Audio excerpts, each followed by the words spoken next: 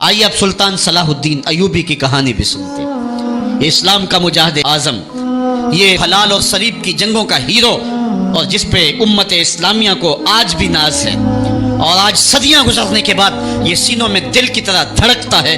سلطان ایوبی کا نام آج بھی دلوں پہ نقش ہے، اور اس کا نام سن کے مردہ جانوں کے اندر بھی زندگی کی حرارت پیدا ہو جاتی ہے۔ اس کے زمانے میں ریجینالڈ بدبخت ایک انگلستان کے شہزادے نے حاجیوں کے قافلے کو روک لیا اور ان کا سامان لوٹ لیا۔ انہوں نے کہا ہم حج پہ جا رہے ہیں، تو نے ہمارا سامان لوٹ لیا، ہمیں جانے دے۔ تو اس نے دریدہ دہنی کرتے ہوئے کہا بلاؤ اپنے نبی محمد کو جو تمہاری جان چھڑائے۔ بس سلطان صلاح الدین ایوبی تک یہ بات پہنچی تو میں نے تاریخ میں پڑھا کہ وہ دانت پیستا تھا، اس کی آنکھوں میں خون اتر آیا، اور اس میں کھڑے کھڑے قسم کھائی کہ جب تک اس ظالم کو کیفر کردار تک نہیں پہنچاؤں گا چین کی نیند نہیں سوؤں گا۔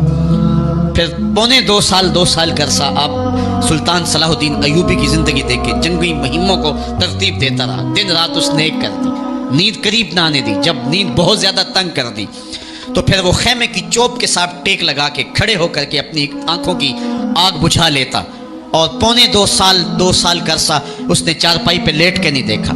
پھر وہ لمحے آئے کہ اللہ نے اس کی مراد پوری کی۔ انگلستان میں کھڑے تھے، اس نے شاہ گاما کو اپنی کرسی دی اور ساتھ کہا ہم جس کو کرسی دیتے اسے امان دیتے۔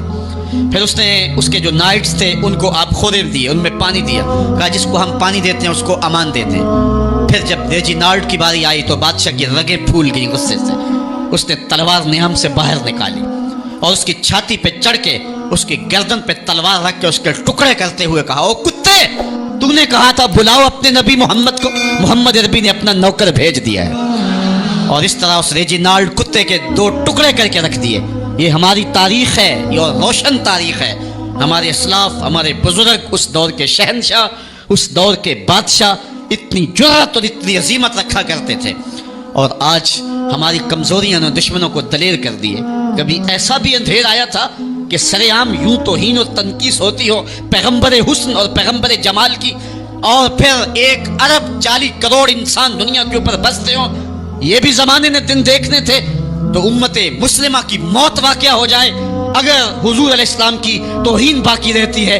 اس لیے امت کو پوری قوت کے ساتھ کھڑا ہونا ہے اور اپنے نبی علیہ السلام کی توہین کا بدلہ لینا ہے، اور یہ ممکن نہیں ہے جب تک جو ہے وہ ہم پوری دنیا کے اوپر غالب نہ ہوں۔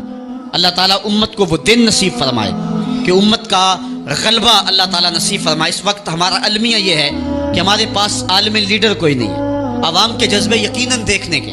سیریا کے بچوں کو میں نے دیکھا کہ وہ چھوٹے چھوٹے بچے، انہوں نے ہاتھوں میں کتبہ پکڑا ہوا ہے، اور میں اس منظر کو دیکھ کر کے کتنی دیر تک سکتے میں رہا۔ اس کے اوپر لکھا ہوا تھا اقتلونا ولا تسبوا لنبینا، ہمارے ٹکڑے کر دو لیکن ہمارے نبی کو گالی نہ دو۔ ان بچوں کے درد کی کہانی کلیجے چیر رہی تھی۔ یہ محبتوں کا عالم، وہ اقبال نے کہا تھا چمن میں رخت گل شبنم سے تر ہے، چمن میں رخت گل شبنم سے تر ہے، سمن ہے سبزہ ہے باد سحر ہے، مگر ہنگامہ ہو سکتا نہیں گرم، یہاں کا لالا بے سوزے جگر ہے۔ اس وقت امت بے امام ہے، امت کے پاس جو ہے وہ کوئی ایسا شخص نہیں ہے جو امت کی رہنمائی کرے۔ ملک بھی خالی ہے، عالمی لیول پہ بھی ہم کسی امام سے محروم ہیں۔ اللہ نے وہ دن نصیب کرنے ہیں، ہم صفے سیدھی کریں، بس ہمارا کام اتنا ہے۔ صفے سیدھی کریں گے تو امام بھی اللہ بھیج ہی دے گا، اور وہ وقت آئے گا کہ اس کے جھنڈے نیچے ہم کھڑے ہوں گے۔ اور ہم نے تاریخ میں پڑھا ہے، کتب صحاح میں موجود ہے، بخاری اور باقی کتابیں اٹھائیں، ہمیں اس وقت کی بشارت دی گئی ہے کہ جب اساکر اسلام ترتیب پائیں گے اور پھر امام بھی آ جائے گا، اور پھر امت مسلمہ وہ بانکپن پائے گی کہ صحیح حدیث میں آتا ہے کہ اگر کوئی یہودی کسی پتھر کے پیچھے یا درخت کے پیچھے چھپ کر کے پناہ مانگنا چاہے گا تو وہ پتھر مسلمانوں مجاہدوں کو بول کر کے کہے گا ادھر آ، یہ ظالم میرے پیچھے چھپا ہوا ہے۔ وہ دن بھی اللہ تعالیٰ نے ہمیں دکھانے ہیں، اور پوری امت کے اوپر جھنڈا جھولے گا تو آمنہ کے لال کا ہی جھولے گا انشاءاللہ۔ آ ملیں گے سینہ چاکانے چمن سے سینہ چاک، بس میں گل کی ہم نفس باد صبا ہو جائے گی، شبنم افشانی پیدا کرے گی میری سوز و ساز، اس چمن کی ہر کلی درداش نہ ہو جائے گی، آسمان سحر کے نور سے ہوگا آئینہ پوش، ظلمت رات کی سیما پا ہو جائے گی، شب گریزاں ہوگی آخر جلوائے خورشید سے، یہ چمن معمور ہوگا نغمہ توحید سے۔ وہ وقت انشاءاللہ آنے والا ہے، بس ہمارا کام صفیں سیدھی کرنی ہے اور صفوں کو ترتیب دینا ہے، اپنے جذبوں کو مرنے نہیں دینا ہے، اور یہ جذبے اپنی نسلوں میں بھی منتقل کرنے ہیں، اور اپنی نسلوں کو بٹھا کر کے حضور کی عظمت کی کہانی پڑھا کے جانا ہے آپ میں نے سیریا کے ان بچوں کو دیکھا تو میں اپنے بچوں کو بٹھا لیا، میں نے کہا بیٹے پوری دنیا کے اوپر حضور کی ناموس پہ حملہ ہے، بتاؤ ہم کیا کریں گے؟ تو میرا 5 سال کا بچہ ہے، مجھے حمزہ کہنے لگا کہ ابو یہ جو تلوار آپ نے لٹکا کے رکھی ہے بیٹھک میں، اس کے میں پیچ خود کھول سکتا ہوں اور یہ میرے ہاتھ میں دے، ان ظالموں کو میں کاٹوں گا۔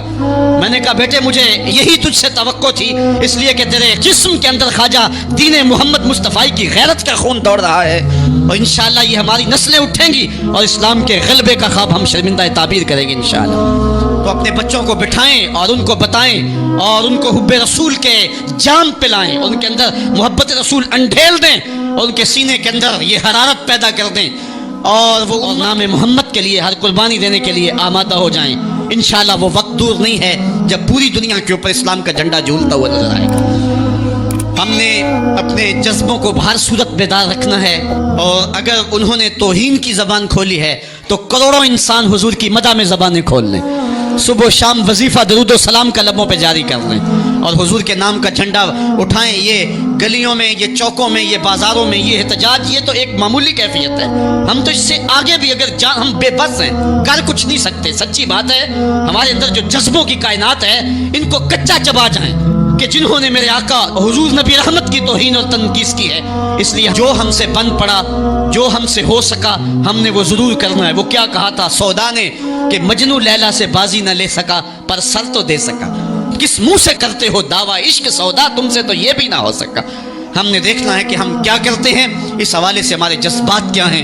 مجھے یاد آئی آج ہمارا سارا دن آج ہمارا کی کہانیاں میرے ذہن میں گردش کرتی رہی۔ ہمارا غزوہ احد کی نامور مجاہدہ ہیں کہ جب بھگدڑ مچی اور کچھ تو خون ہونے لگا اور عجیب کیفیت بن گئی، تو اس وقت حضرت ہمارا خاتون ہے تو اس جنگ میں ساتھ آئی تھی، کس کام کے لیے آئی تھی کہ کوئی زخمیوں کی مرہم پٹی کروں گی، لیکن جب دیکھا کہ حضور تنہا ہے اور تیروں کی برسات ہو رہی ہے، ہمارا تلوار لے کے میدان میں آ گئی، اور حضور نبی رحمت نے فرمایا کہ میں جدھر دیکھتا تھا مجھے ہمارا ہی نظر آتی تھی، اگر ادھر سے حملہ ہوتا آگے ہمارا کھڑی ہوتی، اگر ادھر سے حملہ ہوتا تو ہمارا کھڑی ہوتی۔ میں کہتا ہمارا تیرے نام پہ میری نسلیں قربان، جس نے محمد عربی کی آبرو کا پہرا دیا۔ اللہ اکبر۔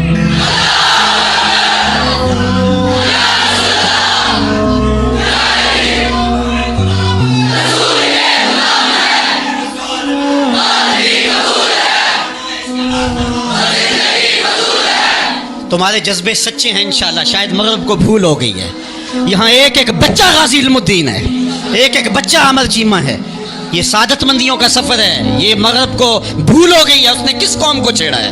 ان کی غیرت مری ہوئی نہیں ہے، انہوں نے کچوکے دیے، زخم دیے، امت کو معاشی بحران میں مبتلا کر دیا، روز پیٹرول کے بم ہمارے اوپر گرتے ہیں، لیکن ہم کبھی میدان میں نہیں آئے۔ لیکن سارے معاملات کے اندر ہم کمپرومائز کر سکتے ہیں، کمزوری بھی دکھا سکتے ہیں۔ اگر اس عنوان سے ہم کمزوری دکھائیں، ہمارا بچتا ہی کچھ نہیں ہے، ہمارا سب کچھ نام محمد ہے۔ ہم نے ہر دور میں تقدیس رسالت کے لیے وقت کی تیز ہواؤں سے بغاوت کی ہے، چھوڑ کے سلسلہ رسم سیاست کا فسوں، بس ایک نام محمد سے محبت کی ہے۔ ہم نے عہد غلامی کرنا ہے حضور علیہ السلام کے نام سے، یہ ہماری سعادت مندی ہے۔ ورنہ ہم نے وہ زمانہ بھی دیکھا ہے جس زمانے میں کوئی ایسا متنفس نظر نہیں آتا تھا جو حضور کے نام کا جھنڈا اٹھائے۔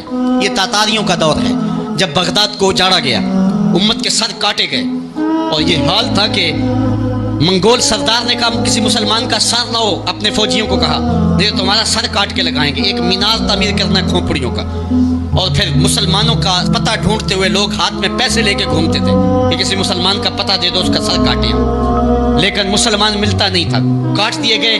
دجلہ 3 دن تک خون بن کے بہتا رہا، یہ ہماری تاریخ ہے بغداد کی۔ اور پھر دجلہ کا بند توڑ دیا گیا، جو لوگ تہہ خانوں میں چھپے تھے 1.25 لاکھ لاشیں ہم نے وہاں سے پھر نکالی۔ پھر وہ لمحے آئے کہ کوئی ایسا متنفس نظر نہیں آتا تھا جس کے ہاتھ میں اسلام کا جھنڈا ہو۔ ایک منگول سردار عیسائی ہو گیا، اس نے ایک عیسائی پادری کو بلایا اور کہا کہ اپنے مذہب کی تبلیغ کر تاکہ کچھ لوگ اور بھی ہمارے ہم نوا ہو جائیں۔ اس نے قسم پرسی کے سالم میں کہ اب کوئی شخص نہیں ہے جو اسلام کا نام لیوا ہو، تو اپنے خود سے باطنی کا اظہار کر دیا اور پیغمبر حسن و جمال حضور نبی رحمت کی توہین و تنقیص کا آغاز کیا۔ ابن حجر نے لکھا ہے کہ ایک کتا تھا جو خیمے کی چوب کے ساتھ بندھا ہوا تھا. جب اس نے توہین کا آغاز کیا تو اس نے بھونکنا شروع کر دیا. لوگوں نے کہا کہ یہ کتا تیری توہین کی وجہ سے بھونک رہا ہے. اس نے کہا نہیں ایسی کوئی بات نہیں, یہ کتا نسلی کتا ہے. واقعی وہ نسلی تھا, اور میرا ہاتھ کا اشارہ پا کے غیرت میں آ گیا ہے, کوئی ایسی بات نہیں ہے. اس نے پھر توہین کا آغاز کر دیا. تو ابن حجر نے لکھا ہے کہ اس کتے نے زنجیر تڑوا کر کے اس پادری کے گلے میں جا کے دانت گاڑ دیے اور چھوڑا تب جب اس کو واصل جہنم کر دیا. اس منظر کو دیکھ کے 70,000 اس فوج کے سپاہی اسلام کے دامن میں آ گئے. اقبال نے اسی موقع پہ کہا تھا, تو نہ مٹ جائے گا ایران کے مٹ جانے سے, نشائے میں کو غرض نہیں پیمانے سے, ہے عیاں یورش تاتار کے افسانے سے, پاسباں کعبے کو مل گئے صنم خانے سے. اللہ اپنے نبی کی آبرو کی یوں بھی حفاظت کرنا جانتا ہے. کون جانتا تھا کہ عامر چیمہ یہ کام سر انجام دے گا؟ وہ تو ٹیکسٹائل کی ڈگری لینے گیا تھا, لیکن غلامی رسول کی سند لے کے پلٹا. میں نے غازی کے جنازے میں شرکت کی ہے. آپ نیٹ پہ جائیں اور وہاں اس کے جنازے کی تصویر دیکھیں, یا کہیں تصویر آپ کو میسر ہو. جنازہ لوگوں کی انگلیوں پہ, بھاری تابوت اور اس کے اندر اس کا جسد اطہر, لیکن ہاتھوں پہ نہیں ہے, آپ کو انگلیوں کے پوروں پہ نظر آئے گا. اور ایسے مناظر بھی دیکھنے والوں نے دیکھے کہ رش کی وجہ سے لوگ نیچے سے ہٹ بھی جاتے اور وہ پھر بھی ہواؤں میں تیرتا رہتا. آپ جا کے دیکھ لیں, میں کوئی ہوا میں بات نہیں کر رہا, بالکل انگلیوں کے پورے پہ میں خود شامل تھا. اور میری سمجھ میں اس وقت بات نہیں آتی تھی کہ یہ کیا ماجرا ہے, اتنا بھاری صندوق اور انگلیوں کے پوروں پہ. پھر ایک دن میں حضرت سعد بن معاذ کی کہانیاں پڑھ رہا تھا کہ ان کا جنازہ بڑا ہلکا تھا. تو پوچھا گیا تو فرمایا کہ سعد کے جنازے کو صرف انسان ہی جو ہے وہ کندھا نہیں دے رہے, فرشتے بھی کندھا دے رہے ہیں. غازی کا جنازہ ایسے ہوا میں تیرتا تھا جس طرح پانی پہ کشتی تیرتی ہے. میں نے خود غازی کی قبر کی پائنتی پہ ایک سید زادے کو روتے دیکھا, اور وہ کیا رہا تھا, ربا میں تینوں یہ نہیں کہندا مینوں عامر چیمہ بنا دے, میں کہنا ہے قدمہ دی مٹی ہی بنا دے. یہ سعادت مندی کی موت ہے, یہ خوش نصیب لوگوں کی زندگی ہے, اور مسلمان اس کو اعزاز سمجھتا ہے. اس پورے حال میں کوئی ایک شخص بھی نہیں ہوگا کہ جس کے دل میں یہ آرزو نہ ہو کہ میں حضور کے نام پہ قربان ہو جاؤں. ایک ایک شخص کے سینے کے اندر, میں سمجھتا ہوں میرا ہی سینہ ہے, لیکن نہیں, ہر شخص کا سینہ یہی ہے, اور ہر شخص کے اندر کے جذبات یہ, یار یہ دھڑاکے ہے زندگی میں حضور کے بغیر, سب کچھ حضور ہی ہیں, اور ہماری زندگی کا سب سے قیمتی اثاثہ حضور کی ذات ستودہ صفات. آپ کو جمعۃ المبارک کو جو کال دی گئی اس میں بھرپور شامل ہوں, جہاں جہاں سے آئے ہیں وہاں جو جلوس ہو بھرپور شامل ہوں, لوگوں کو ترغیب دیں, اور اس کو جو ہے وہ بہت بڑے سائز کے اندر جلوسوں کو منعقد کریں, تاکہ مغرب کو پیغام جائے کہ یہ تھکے ہوئے, ماندے ہوئے, ہارے ہوئے, یہ جو ہے وہ معاشی بحرانوں کے پسے ہوئے لوگ جب بھی اپنے من کا سودا کرتے ہیں تو بازار مصطفیٰ